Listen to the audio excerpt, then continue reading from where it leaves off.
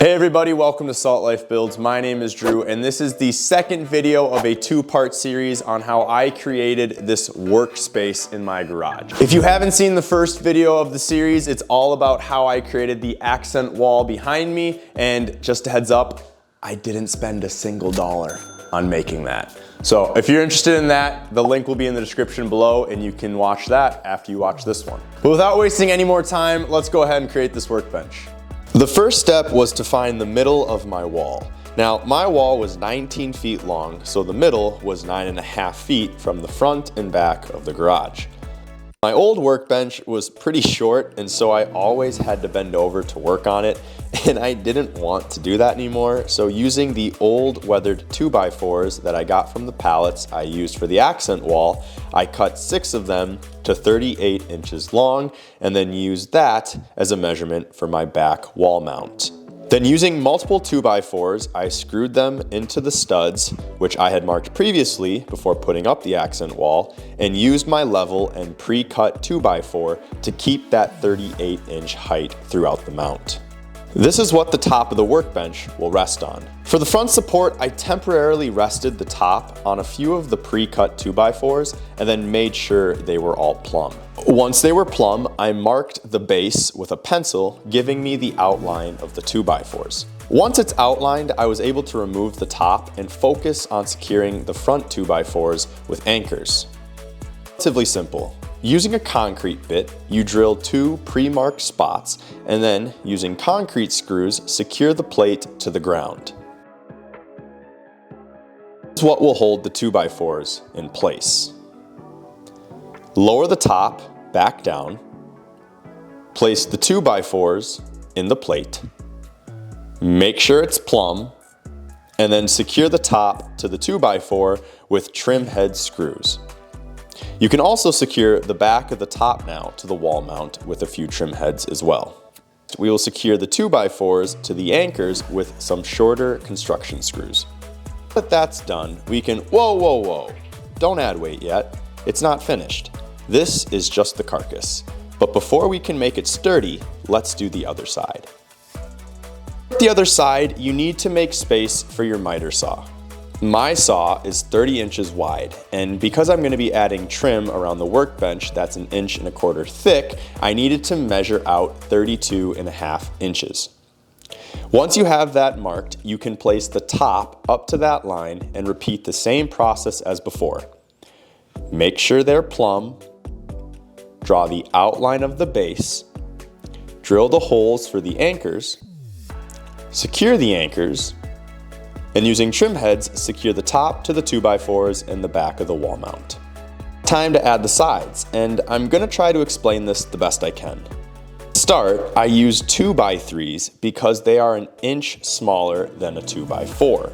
Line the 2x3 up with the already existing 2x4, that in theory should give me a 1/2 inch on each side, which is the exact width of the sanded plywood I'm going to be using. To secure the plywood, you only need 2 2x3s, one on the back of the wall and one on the 2x4. Remember to give a 1/2 inch on each side when securing the 2x3 to the 2x4. Then, take the measurement for the size of the plywood you need. Strip it to the correct size and notch out the corner where the wall mount is. Place the side into the slot and pin it in using an 18 gauge brad nailer. Once you do it for the other side, you're going to go around and do that same process to all of the legs of the workbench. You will need to do it for both sides of the legs. The next step is to add trim. I decided to use some walnut that I had left over, and I stripped it to 1.25 inch. Once it was stripped, I pinned them to the top, making sure that they were flush. I cut the corners at 45 degrees wherever they intersected to create a seamless transition. And here you can see the difference that adding the trim has to the final build. Once the trim is pinned on, I can now move to creating the shelves.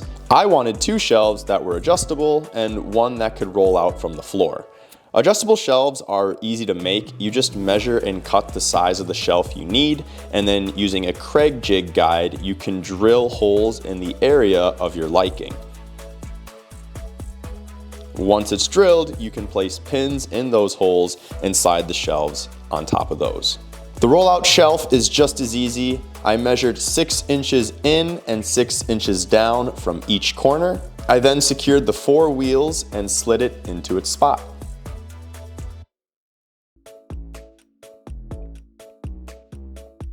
The final step was to add the shelf for my miter saw. You want the saw to be perfectly level with the workbench, so start by measuring the height of the saw base. Mine was 3.5 inches tall. I then transferred that measurement to the sides of my workbench, and using a scrap piece of shelving, I outlined where the top of the support strips should go. You will do this to both sides. Measure the size of the shelf you need, cut it to the correct size, and slide it in. Now it's time to make some special modifications to it. The first is cutting the corners to 45 degrees to match the workbench. And the second is to cut a 3-inch rectangle out of the back so that my shop vac can come up from behind for dust collection reasons. Once you're happy with the modifications, the last thing you need to do is shim up the shelf so the saw is perfectly flush with the workbench. And here is the final product. I couldn't be happier with how it turned out, and I'm pumped to get everything organized so that I can produce better and more professional videos for all of you in the future. So from me to you, thank you so much for watching, and I'll catch you in the next one.